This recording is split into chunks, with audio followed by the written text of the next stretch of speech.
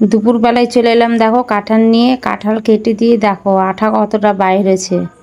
হ্যাঁ, মুখটা কেটে দিয়েছি, দেখো থামা যায় না। তো আজকে হবে কাঁঠাল ভাজা, আর হবে আমদের ডাল, আর আলু সিদ্ধ করেছি। আলু সিদ্ধ করে নিব। হ্যাঁ, আলু সারা দিয়ে একদম ভাত আর টক টক ডাল আর কাঁঠাল ভাজা। তো তোমরা দেখো কাঁঠাল আমি বাছতে বসেছি। তো দেখো মাথা খারাপ হয়ে গেছে কাটতে কাটতে। তো দেখো না, আমি পারছি না, হ্যাঁসা হয়েছে আমার ছোট, আর কাঁঠালটা হয়ে গেছে হ্যাঁসার চেয়ে বড়। তো তাই জন্য দেখো বসাতে পারছি না। এইবার আমি কি করব, একে উল্টো দিকে আমি উল্টোভাবে কেটে নিব। তো এই কাঁঠালটা জানো বাছতে গিয়ে আমাকে প্রায় 100 তেল লেগেছে। হ্যাঁ, তো আরও আমার বাড়ি থেকেই লস। এই কাঁঠালটা নিয়ে যে বসেছি দেখো সরষার তেল 100 মতন নিয়ে বসেছি। প্রথমেই তো দিয়েছি পুরো হ্যাঁসাতে, তারপরেও দেখো আঠা মানে এতটা হয়েছে কি বলবো, পুরো হাত মেহেন্দির মতন একদম লাগিয়েছি সরষার তেল দিয়ে।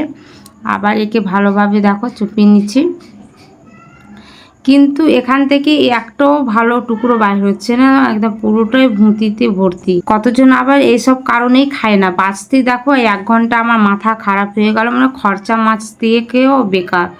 এটা খরচা মাছ যতক্ষণ সময় না লাগে, এই কাঁঠাল বাছতে সময় লেগেছে।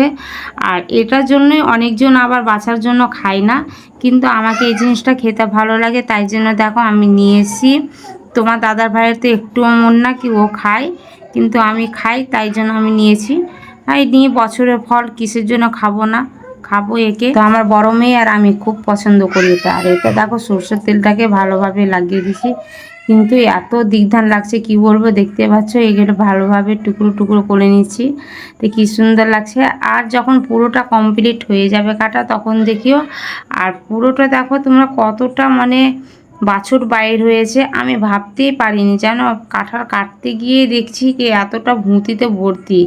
তোমরা কি বলো আমি সেটা জানি না, কিন্তু আমরা এটাকে কাঁঠালের রস যেটা থাকে সেটা ছোট ছোট টুকরো বাইর হচ্ছে, তারপরে এইসব জিনিসগুলো মানে এগুলো সব ভুঁতি। দেখো তোমরা দেখতেই পাচ্ছ এগুলো ভুঁতি, মানে এগুলোতে কিছুই নাই, শুধু হালকা অল্পভাবে দেখো আমার হাতেই আছে, তোমরা বুঝতে পারবে সে ছোট ছোট টুকরো আছে। আর কতটা বাছুন বাইর হয়েছে সেটা তোমরা দেখে নাও। আমার মাথা খারাপ, যদি আমি এই কাঁঠালটা অর্ধেক নিতাম, পুরোটা না গোটাটা না নিয়ে অর্ধেক যদি অর্ধেক নিতে গেলে আমার সব বাদ হয়ে যেত, মানে আমি খেতেই পেতাম না, হয়তো হালকা হয়ে যেত। তো দেখো একটা কাঁঠাল নিয়ে এই দেখো কি সর্বনাশ হয়েছে, আমি পুরোটাই আমি ঠকে গেছি, কাঁঠালটা নিয়ে ফেঁসে গেছি। এই দেখো পুরোটাই ভূতি, মানে রওয়ার কোনো চিনি নাই, কোনো কিছুই না। এদিকে আমি ভাত চাপিয়ে দিয়েছি। আমার এই কাঁঠাল বাছতে বাছতে আমার ভাতও হয়ে গেছে, আর ডালও হয়ে গেছিলো, আবার আলু সিদ্ধও হয়ে গেছিলো। মানে কতক্ষণ লেগেছে টাইমটা সেটা তোমরা দেখে নাও, অনেকক্ষণ সময় লেগে গেছে আমার কাঁঠাল কাটতে। তো দেখো কি সুন্দরভাবে কেটেছি, একটা একটা করে দেখেই বুঝতে পারছো খুব সুন্দর কাটা হয়েছে। আর তোমরা একটু কমেন্টে বলবে সেটা কেমন হয়েছে। আর এখানে বাছুর গালা দেখে না, তোমাদেরকে দেখিয়ে দিই হাতে নিয়ে, তোমরা দেখেই বুঝতে পারবে যে যে কাঁঠাল তোমরা বাছো